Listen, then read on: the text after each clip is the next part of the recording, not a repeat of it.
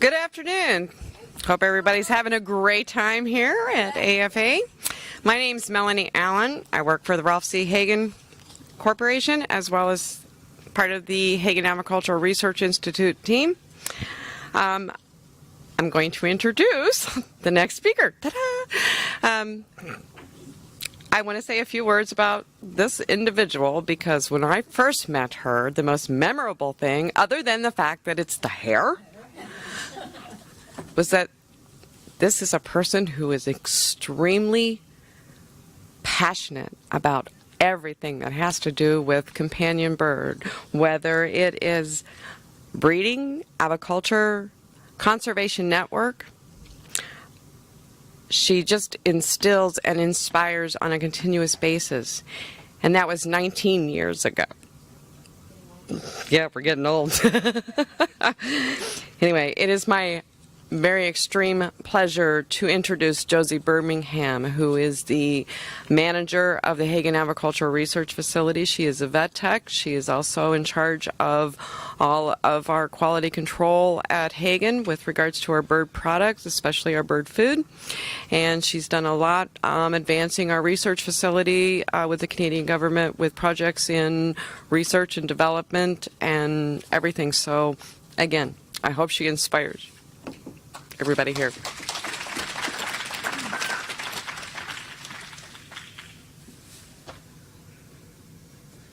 Okay, so the topic today is definitely one of my most passionate topics because I regrettably had Moluccan cockatoos 20 years ago that suffered from hormone overdrive.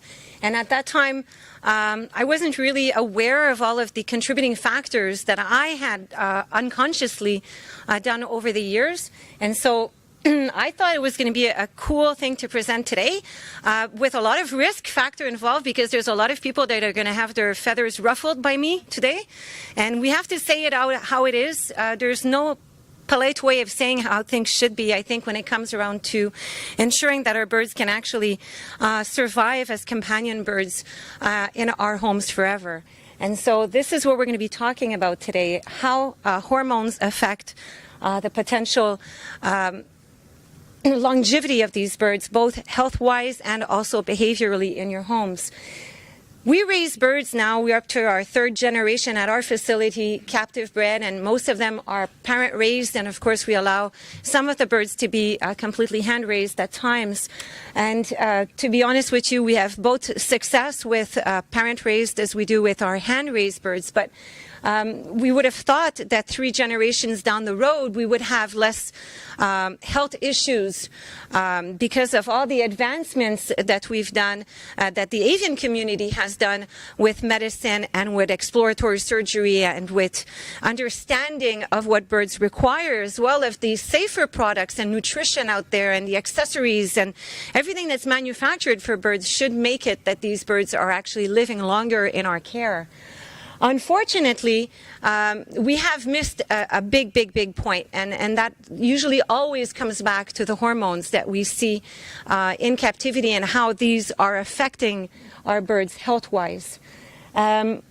Unfortunately, when people have problems with behavior with their birds, they tend to seek advice from a behaviorist, which is a good thing. But unfortunately, the first place that we should look is also for medical attention. Most of the time, the underlying problems with behavioral issues are usually hormonal, especially when the birds have reached a later stage of the fledgling age, which would be maybe 1.5 years for a macaw, maybe 7 months for a Quaker parakeet. These problems start to arise. I have a 15-year-old and a 13-year-old boy at home, and they're hormonally charged right now. But I'm very happy I don't have any girls. My boys are dealing very well with it because they're extremely busy. Their lives are fulfilled and enriched, and they don't have much time to get all out of whack with their hormones, so it's a good thing for me. But there's many things that I try and do with my boys that we've done with our birds over the years, and we'll be trying to this talk is not about how hormones are actually developed in the body. This is too medical, and I didn't want to go there because that's not going to be useful for you. What this is mainly about is what you're doing and how this is having a direct consequence on your birds. Life expectancy is much shorter than what it used to be. In the previously published Harrison, maybe 20 years ago, a cockatiel's life expectancy was already down to 5 years. And when we show this page in the Harrisons, people are always shocked to see that Amazon's life expectancy were down to 12 years. And I have a feeling it's even lower now in this day and age. And despite the fact that they're captive bred and they're healthier and we don't have the problems that we used to with, aspergillus and psittacosis and all of the older diseases. But the birds are suffering from 3 main conditions. And we're not going to talk about now PDD and viruses and stuff. But what our birds are mainly suffering with is obesity, lack of exercise, and hormones. And the 2 first ones, of course, our children are suffering from. But the last one is very particular to birds for many different particular reasons. We're going to be discussing now, and I hope it's not going to be too confusing because we're going to go through a lot of things very rapidly. And we'll bring them back at the end and we'll try and make a statement as far as what you should be doing in my perspective. But the major categories that we'll be talking about is what you're doing nutritionally, what you're doing environmentally, what you're doing with the behavior of the bird, both your bird's behavior and your behavior towards the bird, and what kind of lifestyle you're actually offering these birds in captivity. Now, we're not going to be talking about birds that have issues with their endocrine system. We're not going to be talking about birds that are unhealthy because they have a tumor or growth on their testicles or their ovaries, and this is causing unusual behaviors and health problems. We're going to be talking about really, really healthy birds. And so that's going to eliminate a lot of variables here. Now, when we were talking just a few minutes ago about life expectancy, for sure it's very different for males and females. The reason why females' life expectancy is lowered because of hormones has a lot to do with the fact that they get complications with ovarian activity, especially since they're obese and they're under-exercised, and we'll explore that. When it comes around to looking at the largest rescues in the world, it's very easy to see how many males wind up there. And for the males, it's not really their life expectancy that's at risk as much as the fact that they're losing their forever homes because they get extremely territorial. And so which one is worst?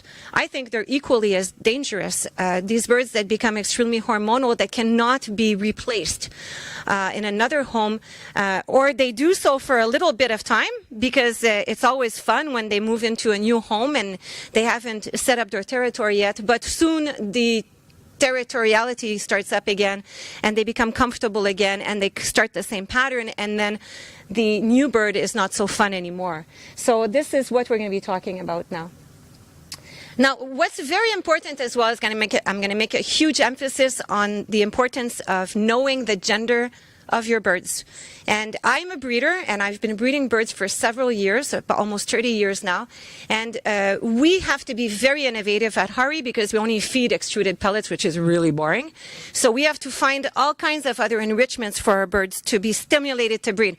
So we know what stimulates birds to breed. We definitely know how to do that when we're breeders. Most of the people that are here that breed birds all have their own little secret tricks, and we know how to do that. But it seems that when we're speaking to a crowd of parrot owners that are companion parrot owners, they're almost like ostriches putting their heads in the sand. They fail to recognize the symptoms. They don't want to see them because that would mean that they would be forced to change their ways, which is what makes them happy as caretakers in the first place. And so it's always more difficult for us to speak to companion parrot owners. It's often more easy for a companion parrot owner to be told that your hormonal female could be put on Lupron, an injection, to reduce the hormonal outburst, instead of them trying to make an effort to reduce all the other things that they're doing, because those things are fun and they want to keep that relationship with their bird. So I'm not going to be talking about medication. I don't believe that that's the first thing you should do. I think that's definitely the decision of your veterinarian to decide that along with you. And if you're not willing to make the sacrifices that I'm going to be talking about right now, then that might be your only option to save their lives, and that's okay. But this is not what this is going to be about. When we're talking about health being compromised by hormonal states that usually last not just seasonally but year-round because of the perfect conditions that we give our companion birds, we're talking about very serious medical conditions. Now, the ones that we hear less about are prolapses. They were spoken about earlier today. and when we're talking, the veterinarian was talking about the cloaca and how the droppings can be reflective of a bird's hormonal status. But the prolapse of the cloaca is very common. It used to be very common with cockatoo owners because, of course, cockatoos are clingers. They're Velcro birds. And usually owners of cockatoos overindulge in preening these birds and into petting them in the wrong ways. So that was very, very common. In the 1980s, we would see so many cockatoos with this condition. We would also see pygostyle, which I didn't write on here, but is another condition where the vent actually gets a lesion right on top of the vent because the birds are always dilating their cloaca and the skin is not very elastin. And this is also another condition that's similar to a prolapse and has the same consequences because they're very hard to take care of medically wise. The injuries near the vent is not that uncommon, but people rarely inspect their birds near the vent. It's not something that people commonly do. Most people cannot handle their birds easily, and so to inspect the skin around the vent is not something that they would think to do. But birds do masturbate on objects, and it's not that they shouldn't, but we have to be careful what's in their environment when they start to do so. Females, of course, the most popular thing that we all know about hormones is that females can suffer from complications with eggs. And everybody now is thinking right away, you know, that it's always an egg stuck in the oviduct. But I will shock you that it is most commonly, in what we see in Canada, most commonly it's not even to the point where the egg is stuck in the oviduct. It's prior to that where the birds actually have problems with the ovaries and with the follicles and the immature egg actually falling beside the oviduct because the birds are not healthy. So there's a lot more than just actually having an egg that you can see on an x-ray. There's a lot more complications in that.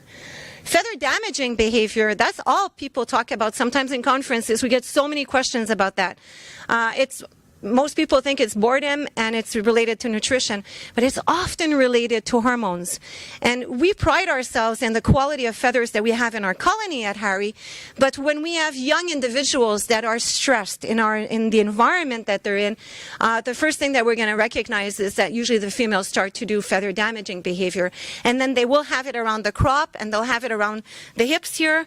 And usually the females get started first, and then I don't know if the males just learn that it's a fun thing to do, but usually the males mimic that and they continue. But these are the things that we usually see with the females. Stress is something that's definitely underestimated as well.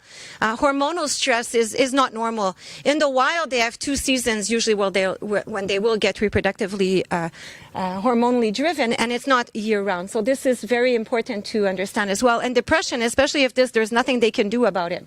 This is something that can become extremely affecting their health as well. Now, I put cockatoos there, and we all know why, because when they get aggressive and territorial, they're notorious for it. Breeders stopped breeding them for years because they would just kill off their females all the time. Very complicated to set up an aviary for them. But as pets as well, I mean, I got bitten by my Moluccan cockatoo after 7 years, and I was doing everything right till it was 7 years old. And now I know what I did wrong. But in those days, I just thought the bird started to hate me because he had bitten my face and near my mouth. And when I say I did everything wrong, I really did a lot of things wrong.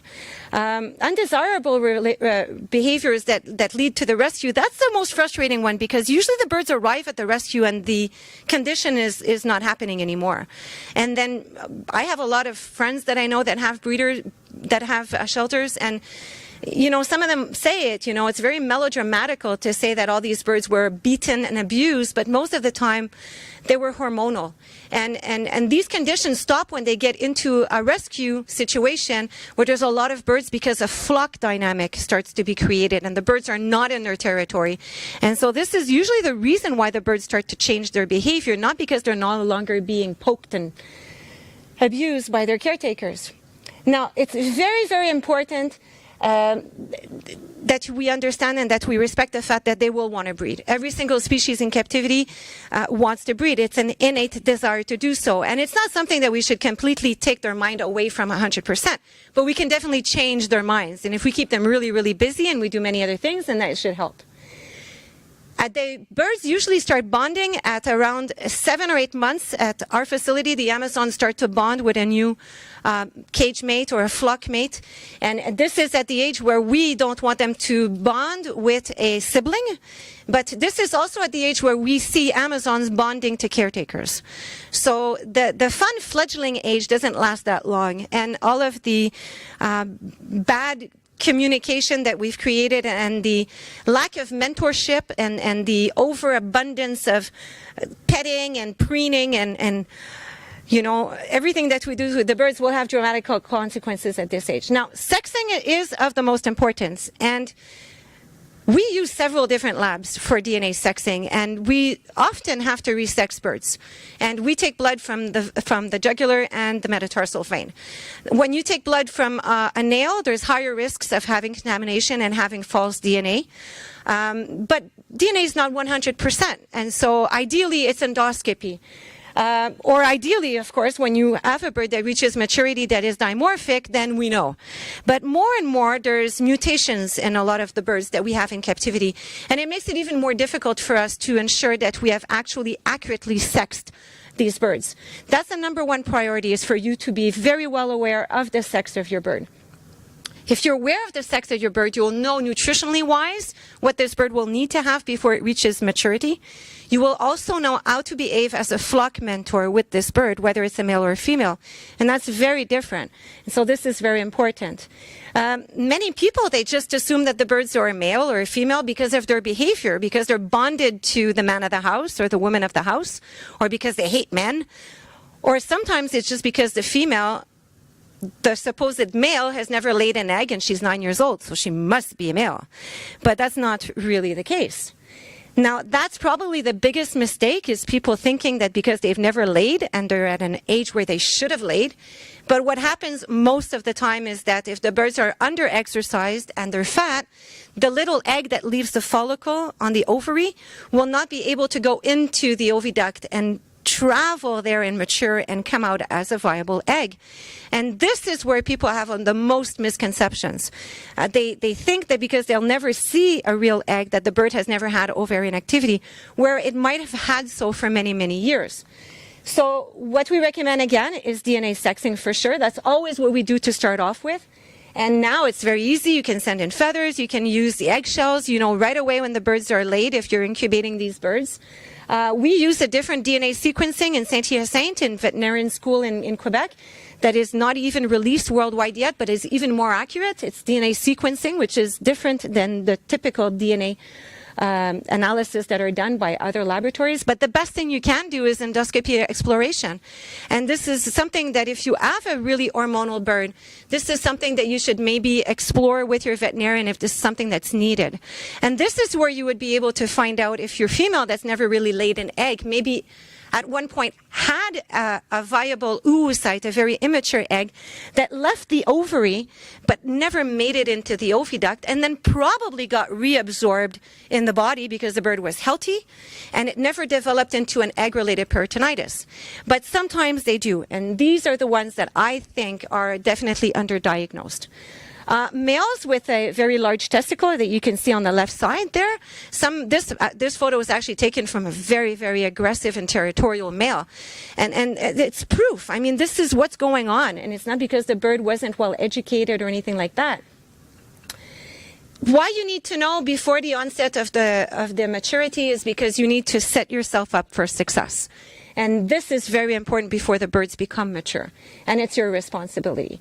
It's age specific, so you need to know a little bit more about each species that you have in your care. Like I said before, our Amazons start to breed at 3.5, 4 years old. Macaws can take 5 to 6 years old to breed. Whereas a Quaker will start breeding usually at about 12 months. So it can be very different. Like our children, it seems like it's getting younger and younger. And that's a little scary. Signs that your birds may be triggered. We all know what those signs are. Some of them are the most obvious, and we all have learned to recognize them. We get fearful of them sometimes because they can be aggressive. But other signs I'm going to be talking about you might not be so familiar with. Now, for sure, usually when the signs occur during seasonal hormonal peaks in the wild, then we're pretty sure that that's what's going on. Excessive screaming. Where I'm not talking about a scream that's usually calling out for a flock. I'm talking about a scream that's usually calling out for the caretaker, especially if this bird is a single parrot in a single caretaker's home. And this is something that can be extremely reinforced unconsciously by the caretaker, because we want to make sure the bird stops screaming, so we scream back at it, and then it becomes a screaming communication bonding thing. And this is one of the places where I see a lot of people are having problem with that. Panting when the birds are fondled, when they're preened. You know, I think people know what that is right now, and more because we've seen so many problems with it.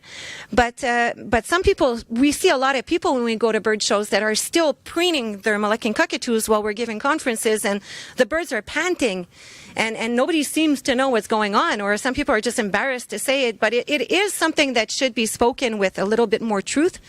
I think what's happening with the parrots is because they don't have any external sexual organs. People don't realize that when they're fondling them in this manner, they're actually masturbating them. So it's definitely not something that's conscious. I did it 25 years ago at my Moluccan. I mean, I would stop when he would start panting, but I mean, I didn't realize how bad it was and how negative it would have for the rest of his life. Excessive beak rubbing is also a sign that's very, very typical and that many people fail to recognize, is excessive beak rubbing. And it can be on the perches, it can be on the cage wire. It's usually around the entrance to the cage, because most of the birds that live in one cage all the time, day and night, they take that cage as a nest cavity entrance. So often you'll see that rubbing going around there, or where the bowls are flipped. So where you have the little doors and you bring in the food, and that's where the birds are going to start rubbing. And of course, regurgitation on toys. Well, the most notorious birds for that are the budgies. And Hagen was one of the first companies to sell the little plastic budgie, and the birds would all regurgitate on them. And back in the days, I mean, there was no issue with that. But when I worked in an avian vet clinic with Dr. Lupu in Montreal, we would see a lot of issues with that, because the birds should not be regurgitating year-round like this. So they would get problems with candida. They would get problems with their gastrointestinal tracts, because they're not supposed to be regurgitating year-round. Okay? Of course, tail fanning, head fanning, these are typical ones. It's not a picture that shows it dilating, but for sure, if you have a Senegal in your home, you know what that is, especially a male. Of course, the wings fanning, these are typical. Prancing and bopping. The regurgitation can be on mirrors, it can be on toasters, it can be on anything that reflects. But it can also be on branches, and it can be near the feeding dishes. And this is something that we see a lot. Now, if the birds have access to anything that mimics a nesting cavity, you should definitely take that away from them for a temporary time during the hormonal peak season. So anything that resembles a cavity can be a blanket, a couch, a cardboard box. It can be a tent. It can be your sweater. It can be anything in your home that the bird tries to go under. And when they're young, we train them to the towel. We like the birds to be towel desensitized when they're fledglings. But the minute that the birds start to reach maturity and become more juveniles, we have to be careful how we're using those towels. Allowing your bird to go in a transport cage is fine. That's how my bird got hormonal, because I was always traveling back and forth, and I had very different places where I lived. And my birds were just had an amazing versatile lifestyle until I started being sedentary, and they had one place to live, and they spent so much time in that carrier. And it was very convenient for me, because when I wanted them to go in, they went right in. But they started using that as their nesting ground. And this is something that became extremely dangerous. Now, of course, birds that start to shred is something that you should be taking notice of. And shredding for me should never be where they sleep. It should never be near anything that they consider as their territory or their nesting cavity. If the birds start to shred, then give them something that's not destructible. Go to foraging toys at that point. Birds start to bite, whether it's between birds or whether it's with human flock mates. This is something that can be quite dangerous if the birds are fully flighted as well. So this is something. Now, these are little subtle ones that I'll tell you about, because that's how we know our birds are breeding. Increase in consumption and appetite. Usually it's females that start to increase appetite. Of course, the birds start to soak their food in their water dishes. This is typical of both male and female that will have that. More typical now of female birds will have the egg laying, will have the gain weight, because when they're going to be brooding their eggs, they're going to be losing weight. So instinctively they gain weight. They usually wet their rump in their water dishes, and this can be indication that perhaps there's a lack of elasticity in the cloaca, and they might have complications if ever they do lay an egg. This is what happens when we have an egg that's stuck in the oviduct, and it's often also related to less than optimal nutritional assimilation. So this is really important that you consult with your veterinarian to ensure that the birds don't have a lack of vitamin A, D, and E that increases likelihood that the egg will make it out of the oviduct. Now, somebody else showed a gory picture before, so I left it in there. Fat abdomen in females can be deadly, especially if the birds start to get hormonal.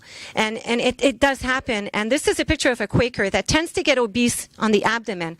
This is why some of them actually start feather damaging around the abdomen, we think. But if there's fat there and the little immature egg needs to fall into the oviduct and mature and get out of the body, it won't happen because there's fat blocking it. So fat cannot be in the abdomen for your female birds. It's very dangerous. The cloaca, you can just take a look at the cloaca. This is what it looks like when females are getting ready to breed.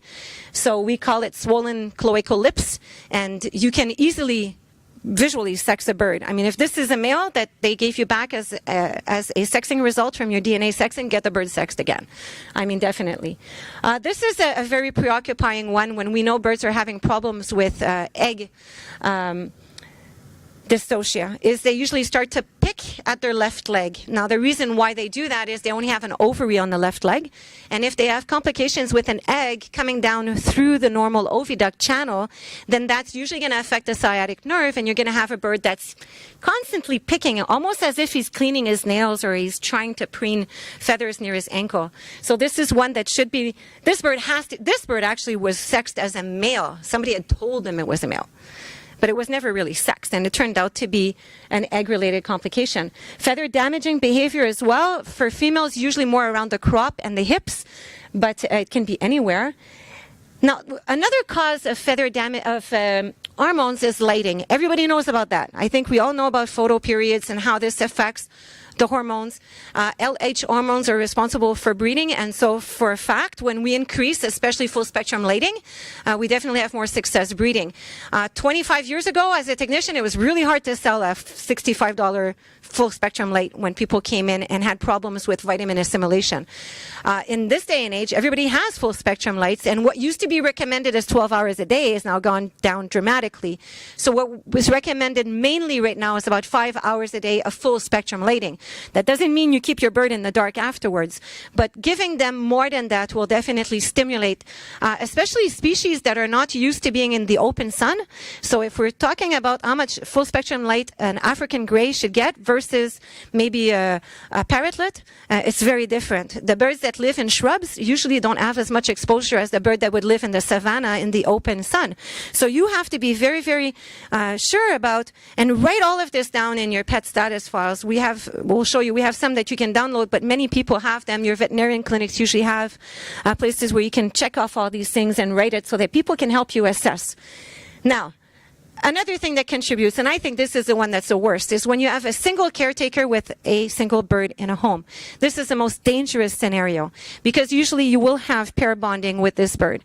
And if you unfortunately start to not mentor this bird and start to allow to do all kinds of things like exchanging food with your mouth, like touching his commissures. The beak commissures are muscles that the birds have near the back of their opening of their beak, and breeders, we all know what those are for because we touch the commissures and the birds actually have a feeding response. But when the birds get older, these are sexual stimulators. Highly sensitive area of the beak that should never be touched by humans, especially not humans that do not wish to be considered as a breeding mate. And we see so many people touching the beak all the time. Stop touching the beak. You can't touch the beak. Touch the head. You try not to touch other parts that I'll show you, but the beak, it's complicated. Put your hand on the beak and kiss your bird on the forehead if you want, but don't touch the beak and don't exchange saliva. It's very dangerous for health reasons, but it's also miscommunicating to this bird that you intend to breed with him. We use a lot of towels to hold babies, especially fledglings, so that they get used to it. I really like the idea of using towels, and when we have birds that are sexually hormonally charged, especially birds that come in through rescues and we're asked to go help and evaluate health or maybe look at what's going on, then a wet towel always does the trick. A bird that's charged will go down dramatically right away, and you can practically do anything with this bird, and we're not whisperers at all. I don't like that word because, first of all, whispering to a bird and talking closely in his feathers near his ear is very sexually sensual. And if you have observed or you've ever filmed bears in nest boxes, they do talk to each other in this manner as well. So don't whisper too much to your birds. Don't exchange saliva. Don't touch beak commissures. Don't do these things when the birds are sexually. And this is the area that I'm talking about. Now, of course, when the birds are maturing, it's hard. It's not like when they're young. When they're young, they're swollen, the commissures, and they're very sensitive. But when they're adults, all adults usually touch each other's commissures before they actually copulate. And in the wild, you'll see them doing it all the time.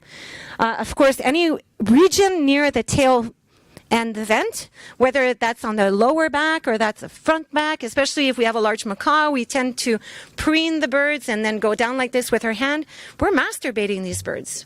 We are. And it's not conscious and it's not bestiality because there's no sexual organ that's apparent or that can be touched because all of their organs are inside their bodies. But this is what you're doing. And like I said, if it's not happened yet, then maybe because the birds are not old enough, but it's eventually going to happen for sure. Under the wings can also be a very sensitive area right here. So take a towel. Now, this is what I mean. When birds whisper to each other, this is what they do. Now, let's talk about the other one, nutrition. I can't have fun with no nutrition. We're so boring. We have to feed the pellets only. And so we cannot give the enrichment foods that would normally stimulate birds to breed. So when you're in peak hormonal season, if you increase variety, if you increase abundance, if you increase the number of places where the birds can find food easily, you're contributing now to increasing hormones. So this is so boring, but like Robin would say, find many different ways of hiding that food instead of finding different foods to offer during that period. So for maybe 2-3 months out of the year, you might not be able to get your kicks out of, creating all those wonderful meals for your bird that have so much variety. But it's a small price to pay to ensure that your birds are not going to be excessively hormonally charged. And this is something that we feel very, very we're very conscious about the consequences that this will have.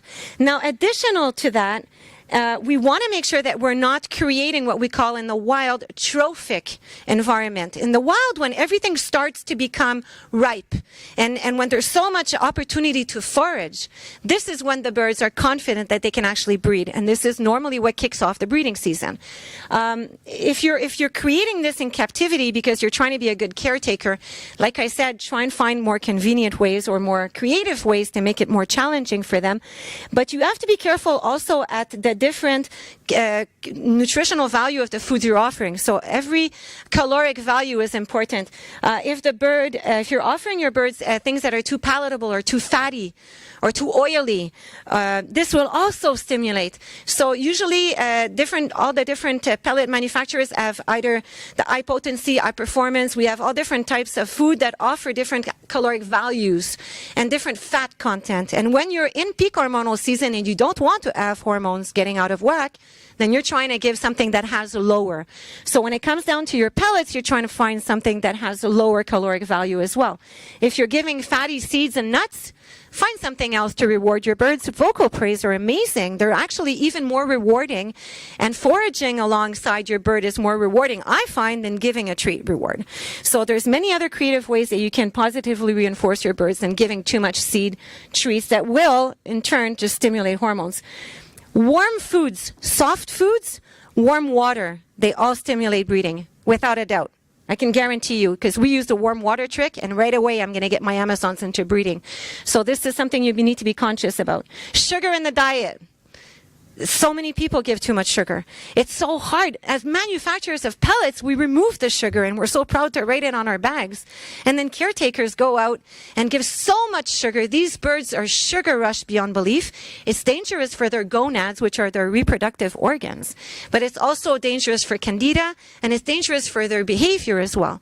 So these are all things that should be avoided as much as possible to give during the breeding season. If you don't have enough foraging opportunity, then you're definitely falling into danger of creating hormones as well. So you need to have a lot more foraging opportunity. Don't exchange food with your mouth. What I'm doing right now with this bird is I'm actually eating my biscuit and I'm not sharing. I never share. Birds love it when I don't share. They have more fun finding foraging beside me when I'm foraging in my toy and they're foraging in theirs than if I start to exchange food with my mouth. This is something that we try and teach at a very young age. What birds don't have in captivity as well, if they're only a single bird in a home, is the hierarchy and the flock dynamics. World Parrot Trust and many others make these wonderful visual enrichment videos that definitely do help you to provide these birds in a single cage bird home a beautiful virtual environment where they're going to be able to see species of different species and see a flock of birds. And of course, try and not put the parts where it's just birds breeding. This is what we like to use to teach our young fledglings how to do it, but it's not something you want to do to stimulate. Now, if you look at birds in the wild, and if you haven't had the opportunity, do try and go on some of these conservation programs because the projects are really fun. And it makes us realize a lot how these birds are behaving in captivity. But when birds are foraging long distances and they're having more challenges to find and there's scarcity of food, then that's not usually when the birds are getting hormonal. The problem that's happening in captivity is what we're creating is a one cage where the bird has the food there. And usually it's a one caretaker that brings the food directly to the cage.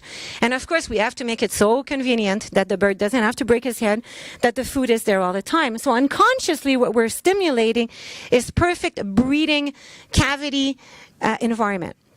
And most of the time, the birds are sitting on top of the cage. We manufacture these cages too, I must admit. We've also contributed to this in the pet industry where we put play gyms right on top of the single dwelling home of the bird. Already that's a mistake. 2 cages, a day and a night cage. Absolutely. Even for a budgie, that's what we've been doing for 25 years. 2 cages. But then the worst thing is to allow our pets to stand all day on top of the entrance of their cage. This is what they're doing now to protect their nest cavity.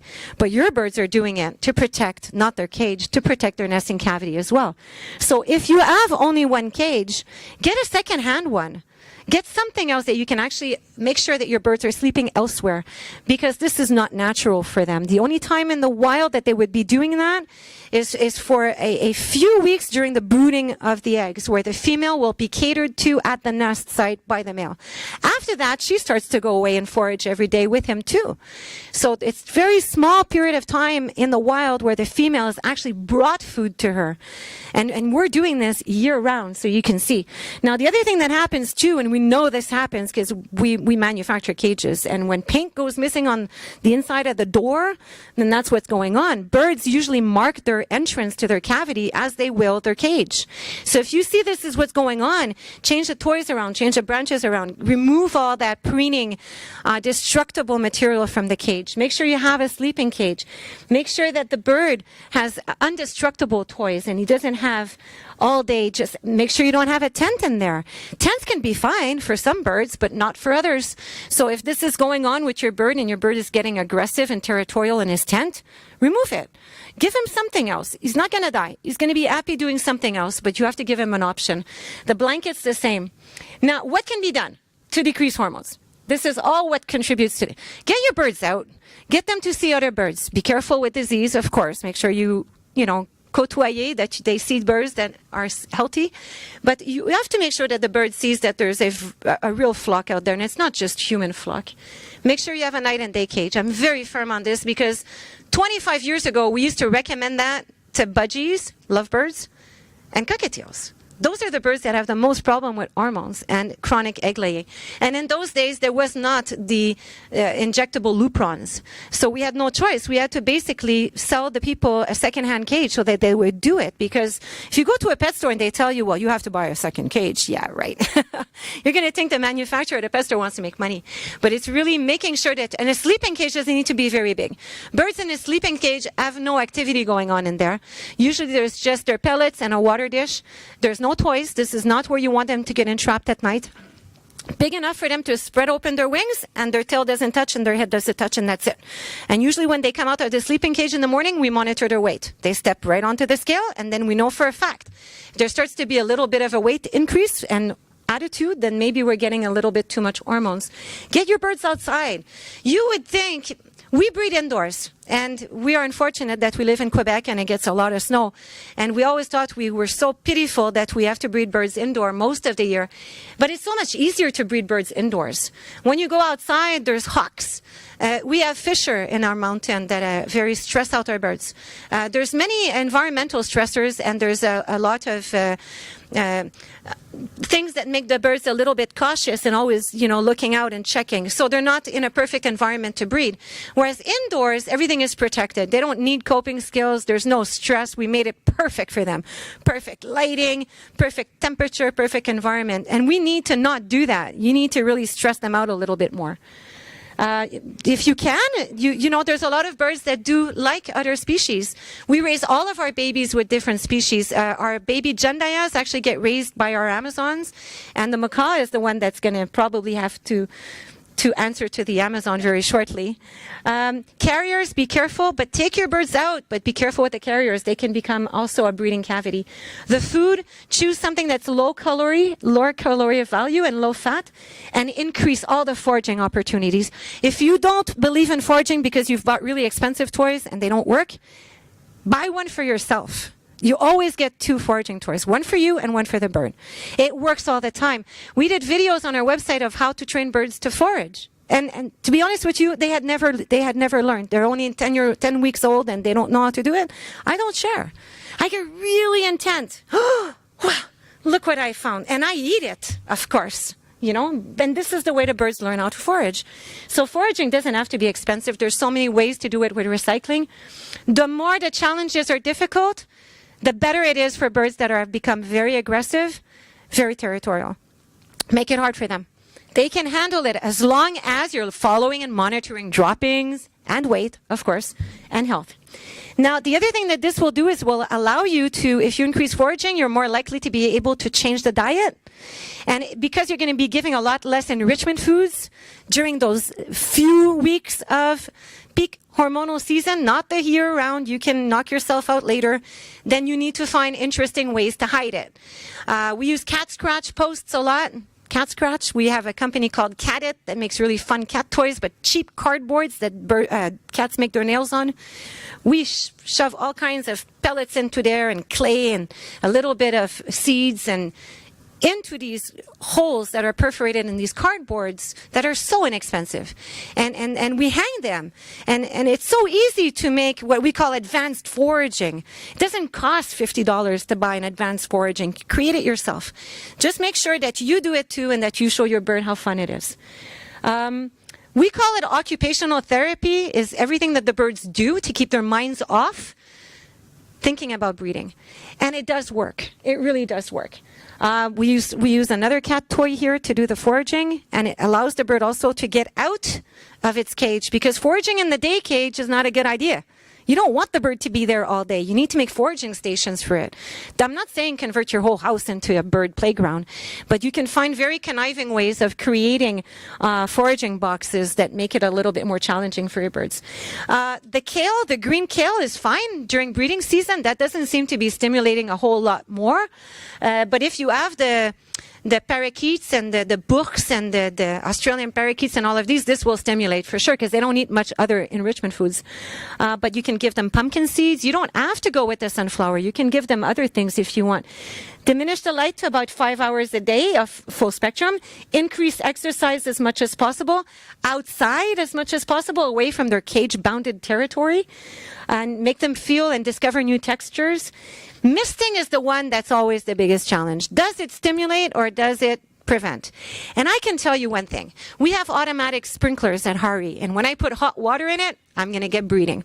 When I put cold water, it's because I want them to stop, and I want to just be able to clean the aviaries. That's how we clean the aviaries every day, is we start a misting, and then we're able to clean our floors with the hose easier. It seems to be the same thing as far as we're concerned for companion birds. If you mist your bird with very hot water, and the environment is very hot and humid as well, and then you preen your bird, and you inadvertently, fondle him when you're trying to dry him with a towel or with the blower, then you're definitely contributing to stimulate him. But if instead you put the environment cooler and you actually use a warm hot water bottle still, because by the time you mist it, it's kind of cold anyways, but then you offer a basking opportunity instead. Basking lights are sold for reptiles. We sell so many basking lights through Exoterra, a reptile company, but we don't sell basking lights for birds, and that's always been confusing for me. Basking lights are what's going to stimulate your birds to self-preen, and if you don't offer that afterwards, then you're going to have to be able to preen the bird, or the bird's just going to sit there miserable. So that usually works well for us. And the other thing that we do when we don't want to stimulate hormones, we really, really wet them. Now, a Quaker usually takes about 500 mLs, if that means a good mist. And in wintertime at Ari, it's every day. The babies get it every day. And with music, and a little bit of video enrichment, the birds really get drenched. And when they're like this every day, then this is not breeding season. It's afterwards that it would start. So this, for us, works very well. Toweling these birds afterwards is perfect if you want to preen their head feathers if they're not preening properly. Look at their feet. Maybe they have bumblefoot. Maybe that's why they're not preening their head feathers. But this is something that works well for us if the birds are very territorial. They've become unmanageable. You're afraid of them. Get them into a wet towel. Pass them around your family. It's not right that you're the only person in the household catering to this bird. If he's only going to eat the enrichment food that you bring in the purple dish, you have a problem. Seriously. I mean, people would bring birds to board at the clinic all the time, and I think we saw more neurotic caretakers than a neurotic bird. The minute they would leave, these birds would see the other birds doing whatever, and we were able to change their diet. We were able to make them like being misted. It's really something that you need to think about. Enrichment videos are so powerful. Like I said, buy one of a different species. We have Quaker parakeets. They love the Australian World Parrot Trust one. They love it. And if we had the cockatoos, we would probably make them watch the South American birds. It's not true that the birds will only have enrichment watching their own species. They will have a lot of enrichment watching other species as well. And where this becomes handy is that the birds tend to not scream as much. When the birds are getting communication back from a flock, whether it is a virtual flock or whether it's from you, but you're not screaming and shouting back, then usually it comes down the intensity. And yes, I believe that birds should scream. I mean, they communicate in the wild when they raise in the morning and when they go to bed at night and when they're all gathering to roost. But they also need to do it at a certain level that you will not lose your home and that your neighbors will still continue to be good neighbors to you. Film your birds. Filming your birds is probably going to give you the most insight as to what's going on. And I can guarantee you that you can be the best caretaker in the world and you will not want to know the truth about how your bird perceives you, because it hurts. It hurts because we try to be good caretakers, and when we realize that the bird have fallen in love with us and we have become their sexual mate, we failed. And it's very insulting to recognize that. But I think you can change it around if you try and do all of these things. At least it's going to give you a good start to moving things along. But like I said, film your bird. Ask somebody that knows nothing about your bird to tell you what they see, because you're probably not going to be an accurate judge of what you see. Okay? And do it also when other people are there. The famous... my husband hates my bird. He always tells me that when I walk out of the house, the bird attacks him. People don't believe that's true. Oh my. I mean, I used to almost find it funny when I had roommates and my Moluccan would run after them, until I realized that it was actually so dangerous, what was becoming now a huge issue. So it's not a funny thing. It doesn't mean that the birds, if they want to mate with you, it doesn't mean that they love you forever. Amazons don't live together for life. After 5 years, they usually change mates. So if that's what's going on in your life and you feel very comfortable with it and you continue to make yourself believe that this is a perfect relationship that you've developed, one day you're not going to be hot enough for that bird and he's going to want a younger chick. And that's usually when the birds maybe bite you in your mouth. Because this is where the birds are going to bite you, is in your mouth. We have on our website new, and they're kind of hard to find. You have to go into health records. No product promotion here at all. There's no brands in here. You can fill this up with everything that you give your bird. It's like almost 12 pages for every single species that's there. This should be brought along with your veterinarian visit and with your behaviorist consultant because it can help people highlight what you're doing wrong. And this is something that I would recommend you do, as well as the mind and body chart, which is another one that's only for the behavior of the bird. And of course, you have to seek veterinarian advice. You need to make sure that you're absolutely certain about the sex of these birds and where your birds are situated within their life stages. It's hard to figure out what life stages are when we're a companion parrot owner. So make sure that you have that right. Make sure that you're completely aware of everything that you're doing in the environment. And if your bird starts to get hormonal and she's a female, you need to make sure that she's nutritionally sound. And so this is something that requires absolutely a veterinarian exam. Okay, so you're not going to get anybody giving you advice over the internet that is absolutely certain about the health of that bird. You need to have somebody check that bird out and make sure that the cloaca reverses, that there's choanal papillae that are healthy, that the bird has no issues with his reproductive organs. And that's it, because I've been told now that we need to get out. There's an hour-and-a-half video on our new website on the video section that's there. And it's an hour-and-a-half of hormones and how to deal with hormones. This was very short, but hopefully there's so many good information out there. We keep finding such amazing websites all the time that we go onto the web. So we're all very privileged to have all of this information. We just need to digest it and to actually start applying it, I think. Thank you. Oh, that's the harry.ca website. harry.ca. There you go. Just Google hormones. Okay?